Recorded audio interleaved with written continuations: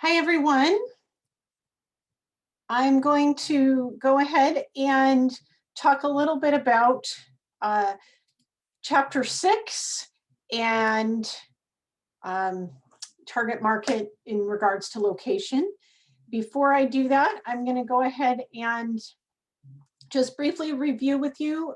Part 1 of my video here for this week went over Chapter 4 and trying to find your target market.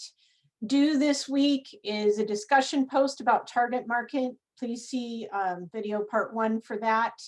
And then also due this week is a target market survey assignment. I also talked about that in my first lecture video. And that's an assignment. You will upload your survey and the completed survey for my business to that Dropbox. So what I want to talk about now is a little bit more about your assignment for your draft of your target market draft for your business plan for your business. And I'm also going to talk about how location can affect your target market description. So for this, I'm going to go ahead and open the target market assignment. Again, this is a draft of this portion of your paper. Let me go ahead and share with you that assignment. Here it is. Target market portion of your business plan. I've given you some more resources here to use that will be helpful in answering some of the questions here for the assignment. But in general, for this assignment, you're writing all about the target market for your business. This is important as a business plan to make sure that you are properly planning your business to target the appropriate market. But also if you brought your business plan to a banker, et cetera, they want to know that you have done your research on your target market. So my suggestion for writing your target market description is that it be approximately a page long, and it has 4 sections. One addressing target market, geographics, demographics, and psychographics. And I've given some suggestions for what you would put under each section. So approximately, 1 or 2 paragraphs for each section. And it starts off with target market. You're going to use what are the traits of your customers, age, income range, gender, occupation, all those different things.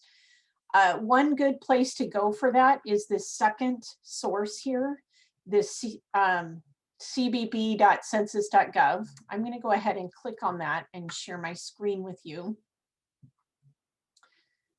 Share. There we go.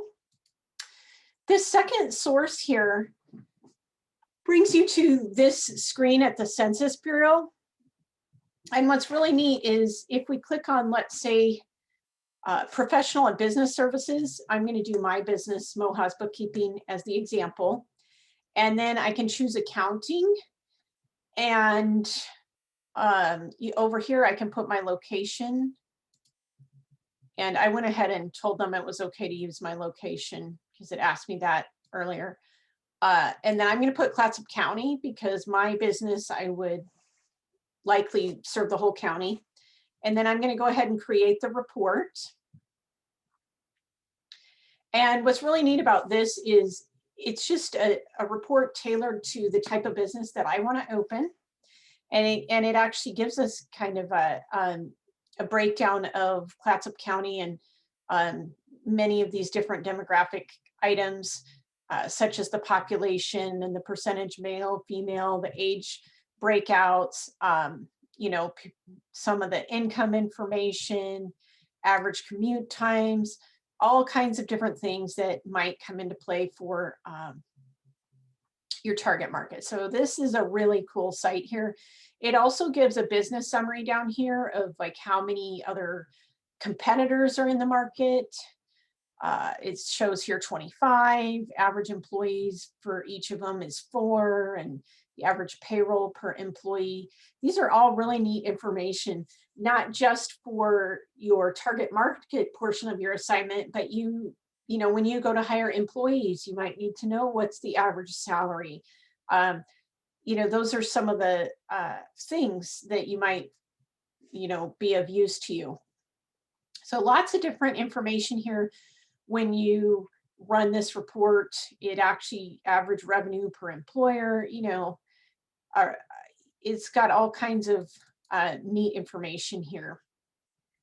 And I was able to tailor it to the type of business that I was looking to open. All right, and as I scroll down here, you see we have consumer spending. And that's helpful because you can kind of know how much, you know, look, it's even broken down on like apparel and footwear. You can see, you know, if you were to open a store, what kind of money people have to spend on different types of items, food and drink, tips, all kinds of stuff. All right, so that's just a really cool report that you can run that would be really useful in writing the target market portion of your paper. It's going to give you some of the demographic information actually here, which is part 3, like what is the size of the population of your target market, breakout of ages, genders, you know, etc. So that is really helpful for that part. Your target market specifically, which is part 1, is going to look at some of the traits of your customers. That's, you know, specifically who you are going to target. And once you know who you're going to target, then you can look at like the demographics, and you can kind of see, do the demographics of the community that I'm in or the location I'm at, you know, does that support my target market there? All right, so again, that's a really great source there for some of this information. And I'll talk about in a minute, location is important to decide on your location. That will help answer some of these questions as well. You don't know about what some of the demographics unless you know exactly maybe what town you're going to be or what county or what location. All right, some other sources I have here. I'm going to go ahead and go to my next one here on the sheet here, which is the third resource that I have. Let me go ahead and share that.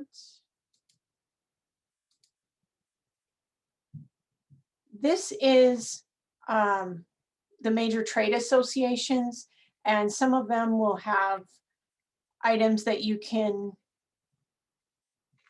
look up in regards to the certain type of business it is. They a lot of times have a trade association associated with them. And what that does is, I'll go ahead and click on the National Association of Tax Professionals. Let's say you were doing taxes. It's helpful to join one of these trade associations because a lot of times they'll have publications that will have industry-wide news and useful information. And sometimes you'll be able to find out some of the demographics of customers, et cetera, and target markets by looking in some of these sites. It just really varies by the industry you're in. But again, a lot of them will have publications and things that can be useful. All right, let me go to the census.gov is the first resource that I gave you. That's the same website as the census. It's just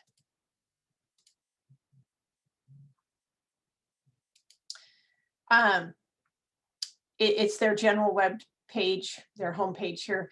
I just wanted to let you know there's all kinds of other data that you can explore on the census page besides the link that I gave you. So I suggest just, you know, looking around and seeing what kind of things are there that can be helpful for your particular search for information.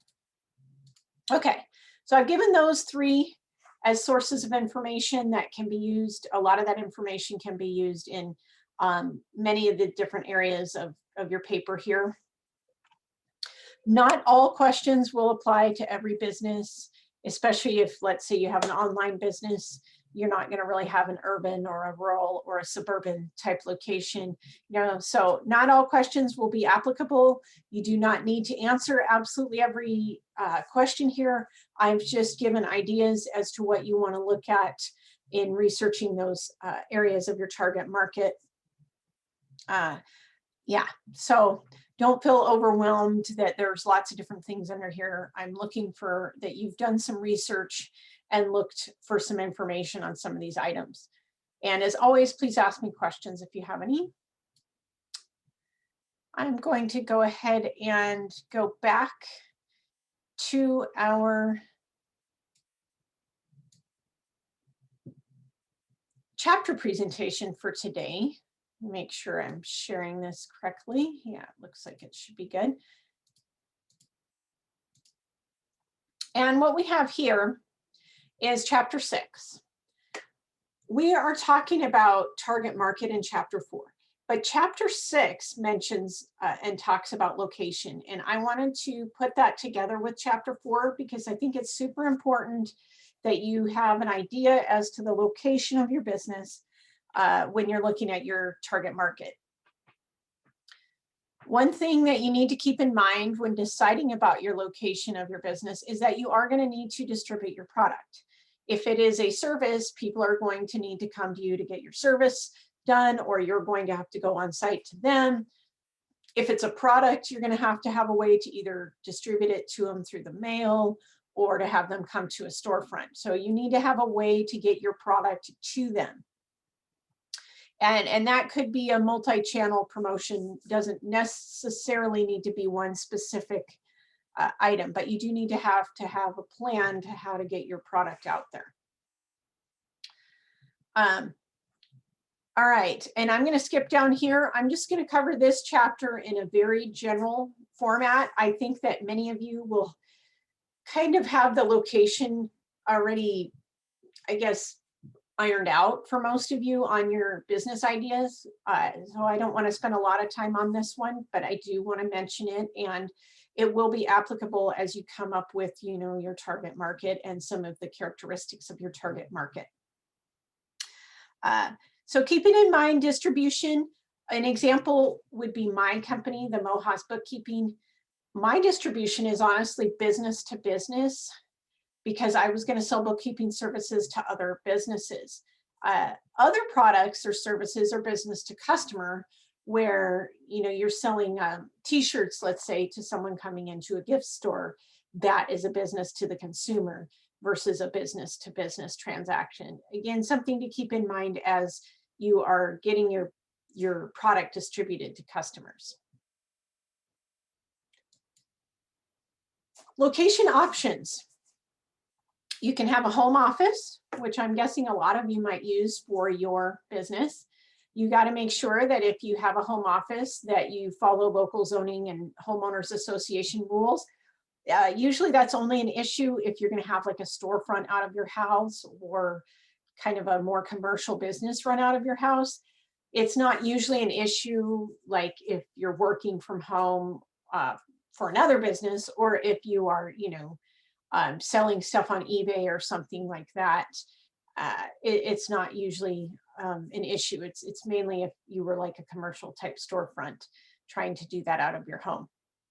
Another thing to think about is a lot of people don't like to have businesses out of their home because there isn't as much of a balance between, your family time and your work time. So something to keep in mind. I have a home office at my home. We are working remotely, and I worked sometimes at home before anyway, and I have actually had other jobs where I worked remotely. And so I have always had an office set up in my house, and it's been good. It does help keep things separate. It's distraction free for the most part. I have a green screen back there. You can see it's not perfect, but I have it set up so I can make recordings and get my work done efficiently in here. It has a door and it's comfortable and clean. And, I've got a bookshelf behind my green screen where all my stuff is. It's important to have a professional appearance. I know when I first started working at home, I had a big messy bookshelf back there. That's why I invested in a green screen. You don't want it, to necessarily look like your home. All right. So anyway, things to think about with a home office as that being a location.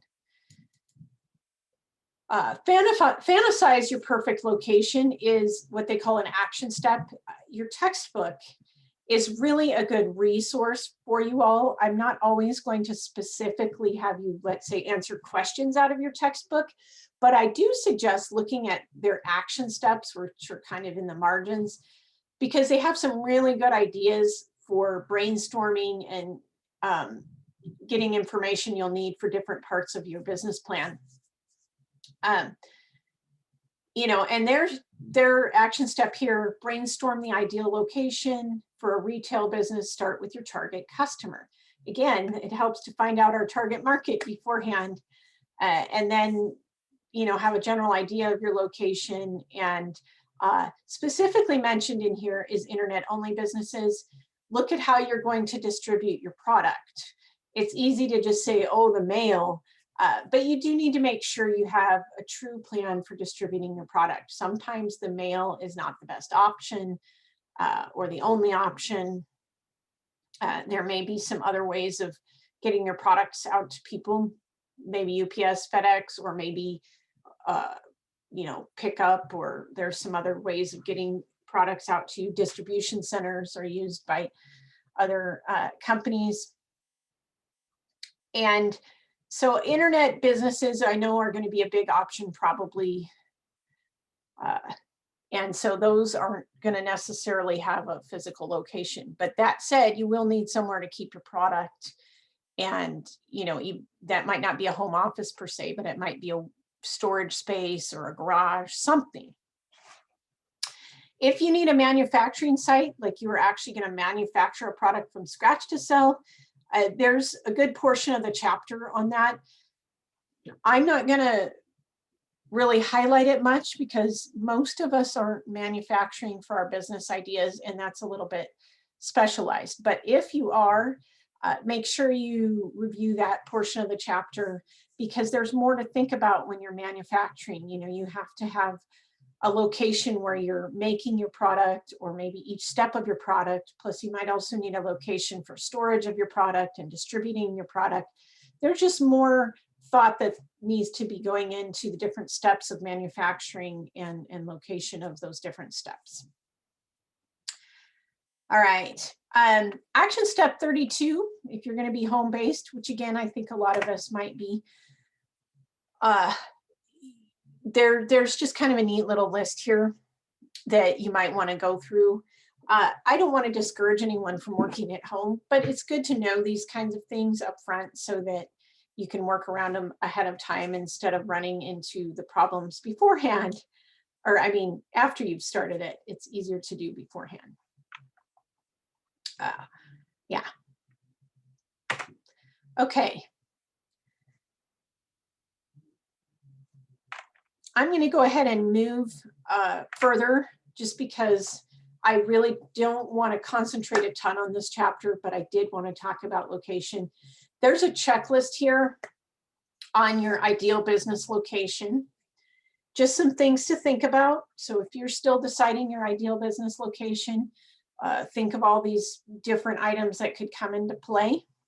A lot of times people are like, oh, I want a business here, but maybe there's no labor pool there, or the labor pool there won't have the right set of skills you need for your business. You know, are your target customers going to be close enough to your business to be able to, let's say you have a restaurant, are they going to, you know, be willing to drive to where your restaurant location is? Those kind of things. Just all kinds of things to think about when looking at your business location. When looking at a business location, it's also helpful to look at information about that location. We already looked at the Census Bureau, has good information, but also like your local Chamber of Commerce's and city and county data, they also have information about the area as well that could be useful. You can always look at independent research films and different databases and studies and experts. Another huge resource is commercial real estate agents and brokers. Just wanted to mention that one because that's free. You know, if you ask commercial real estate agents and brokers for information, they're usually willing to share. Even though you may not be buying right that minute, you could potentially be a customer down the line. So they have a lot of information about the area. And they know a lot about like the growth and you know, information about road plans or developments. Because if you had a restaurant in an undeveloped area, but you know housing developments are going in, you know, that's important information to know.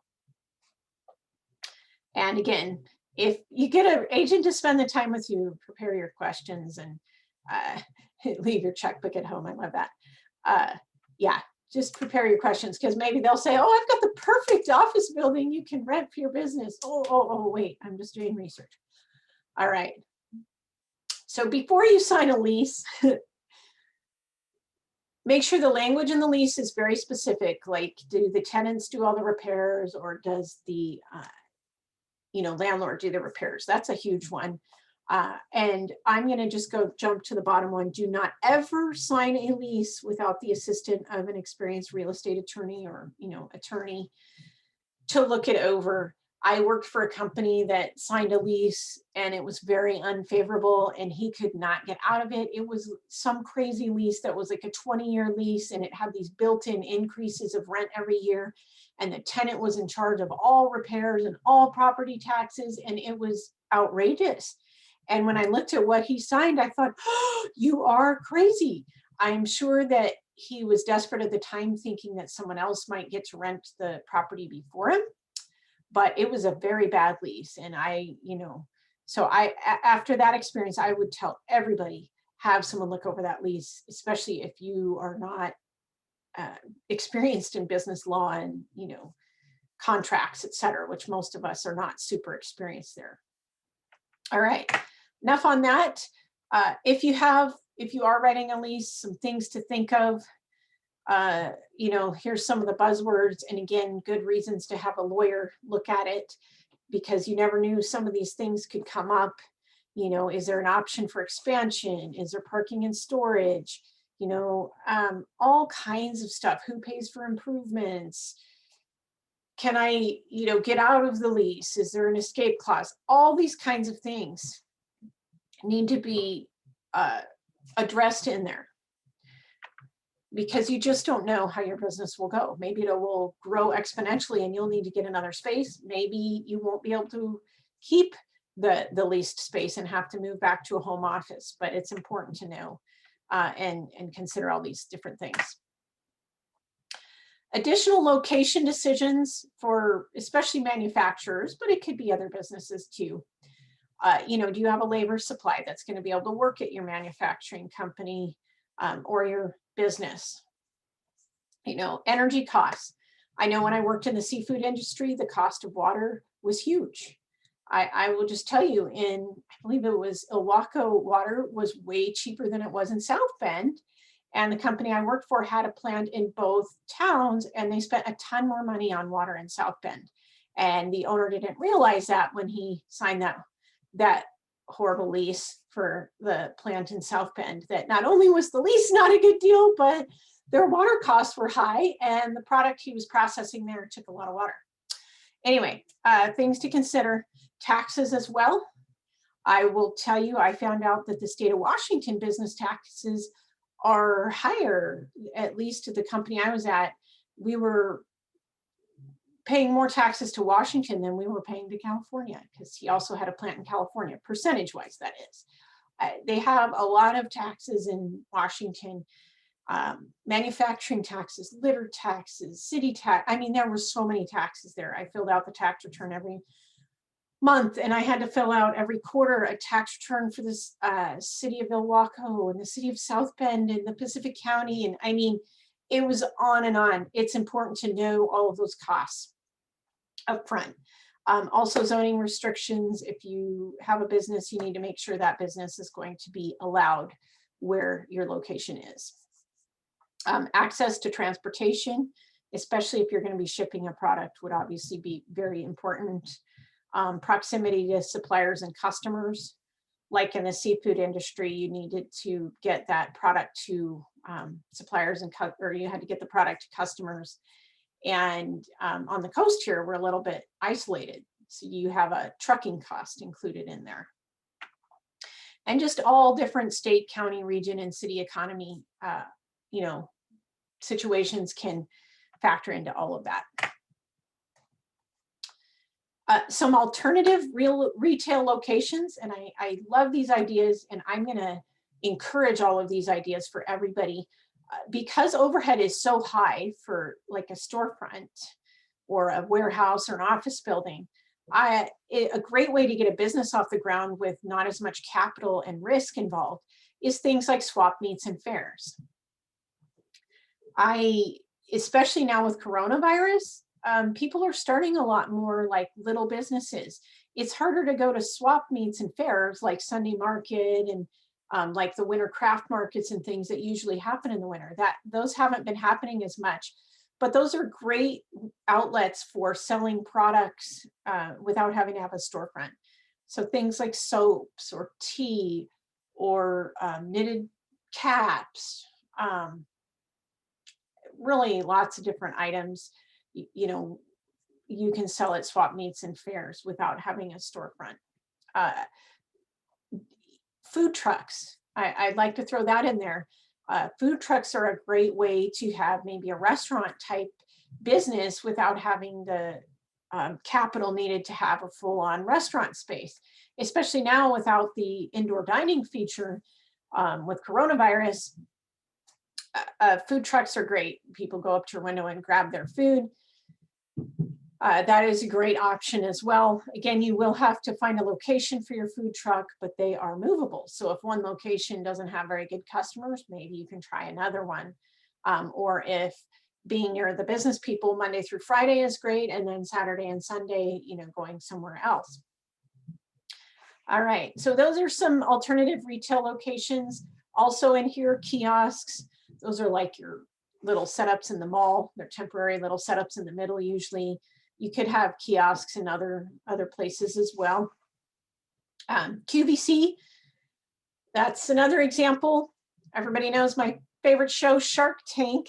One of the gals that's a shark on there is part of QVC, and a lot of the people that try to get the sharks to invest in their products want to get their product on QVC, and they really want to deal with her.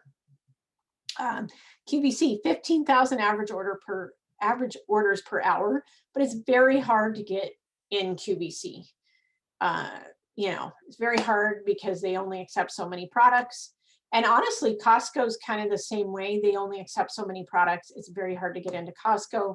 That's another outlet that a lot of people try to get into to distribute their product. Internet, that's going to be a huge one for lots of us. Maybe you're just going to sell via your website, or maybe you're going to sell like on Amazon or eBay or Etsy. So you'd still have to have a way to distribute your product, which might be sending it through the mail. One thing that I have found, I bought a Christmas game for my kids that was printable from an Etsy, from someone on Etsy, and that was just downloadable. That's how they got the product to me, was I downloaded it and printed it myself. That was their way of distributing it. So even if you have an internet business though, you, especially for this class, I want you to make sure you have all the major functions of your business. I would suggest having your own website as well as maybe having like an Etsy site. I think it's always good to have your own website. That way, if you have customers, you can direct right to your website. You are getting all of the profits to you. When you use like eBay, Amazon, Etsy, they take a portion, you know, of your sales for you to be on there. Anyway. Okay, so business to business, like the business that I had where I'm going to have to try and market to other businesses, offers or is a little bit different in how I'm going to distribute my product again, but it's also somewhat the same. But so the possibilities are endless. And the key is to be flexible and be willing to change as needed, not be stubborn like the Pirates example from my previous video, where they just insisted that they were going to have that bar with that theme in that part of town with those hours. You know, they needed to be flexible, that you knew their need to move to a different location or change their hours or change your theme. It's key to survival. Here's some think points for success. I'm not going to read through these, but I suggest you do read through some of them. It's just kind of, some interesting things as a takeaway when you're thinking about the success of your future business and your location. There we go. Let me stop the share. All right, so I'm excited. We're getting our location for our business somewhat settled. Again, nothing is set in stone. This is a draft, your target market portion of your paper, but the more you can have kind of firmly decided on, the better, so you don't have to go back and change it later. And by having a location and target market settled, it's going to help for the next portions of our project where we're going to talk about like marketing and sales and finances, etc. All right, so on that, I think I'm going to go ahead and end this video. Thank you for watching.